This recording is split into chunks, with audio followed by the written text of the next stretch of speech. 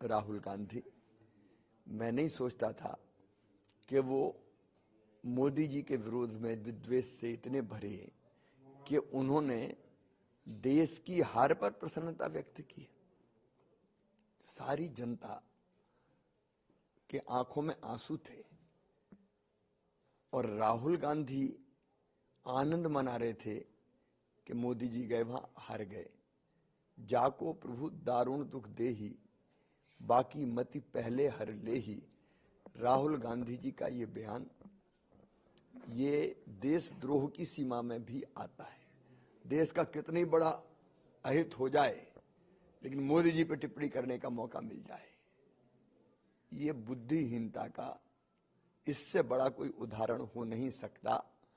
और देश की जनता और राजस्थान की जनता जवाब देगी कांग्रेस को, राहुल गांधी को। मैं तो अब इस निष्कर्ष पर पहुंचा हूं कि महात्मा गांधी जी ने कभी कहा था आजादी के बाद कि कांग्रेस को समाप्त कर देना चाहिए, लोक सेवक संघ बना देना चाहिए। नेहरू जी ने बात नहीं मानी, लेकिन राहुल बाबा अपने ऐसे बयानों से कांग्रेस को समाप्त करके ही मानेंगे, ये लगता है। खड़गे साहब राजस्थान आते हैं, उनसे सवाल पूछा जाता है कि पूर्व में मोदी जी के पिताजी को लेकर उनका वक्तव्य आया था, लेकिन यहाँ पर कल उन्होंने सफाई दी कि इस प्रकार की चीज उन्होंने इस्तेमाल नहीं करी, लेकिन साथ ही एक बार फिर आपत्तिजनक टिप्पणी प्रधानमंत्री जैसे पद पर करके गए। देखिए, इनकी तो बुद्धि भ्रष्ट हो गई है। ये डरे हुए हैं कि नरेंद्र मोदी जी ने कहा था कि न खाऊंगा न खाने दूंगा। अब भ्रष्टाचार से में डूबी हुई कांग्रेस परेशान है, क्योंकि अब तक तो ये होता था कि कुछ भी कर लो, नेताओं को जेल नहीं जाना पड़ेगा, लेकिन मोदी जी किसी भी भ्रष्ट और बेईमान को छोड़ेंगे नहीं। इससे डर कर ही ऐसी उठपटांग टिप्पणियां करते हैं। कुछ ही देर पहले मुख्यमंत्री अशोक गहलोत ने बयान दिया है, मध्य प्रदेश से जुड़ा हुआ है। उनसे जब सवाल पूछा गया कि राजस्थान में सर्वाधिक पेट्रोल डीजल पर रेट है, यही मुद्दा अब बन रहा है क्योंकि लगातार बीजेपी के नेता उठा रहे, तो उन्होंने मध्य प्रदेश को दुनिया भर की नाकामी दूसरे प्रदेश पे क्यों ढालते हैं? उनको अपनी नाकामियां खुद स्वीकार करना चाहिए।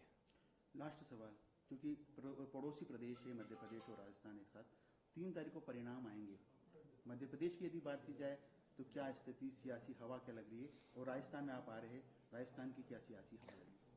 3 तारीख को 3 राज्यों में जहां तक वोट डल चुके हैं, छत्तीसगढ़, मध्य प्रदेश और राजस्थान, तीनों में भारी बहुमत से भारतीय जनता पार्टी की सरकार बन रही है।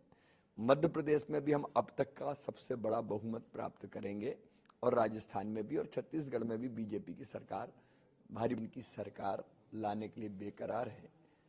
क्योंकि 5 साल में अशोक गहलोत की सरकार ने राजस्थान का सत्यानाश कर दिया है। राजस्थान भ्रष्टाचार में नंबर 1, राजस्थान महिला अत्याचार में नंबर 1, साइबर क्राइम में नंबर 1, पेपर लीक मामले में नंबर 1, दंगा और आतंक के मामले में नंबर 1।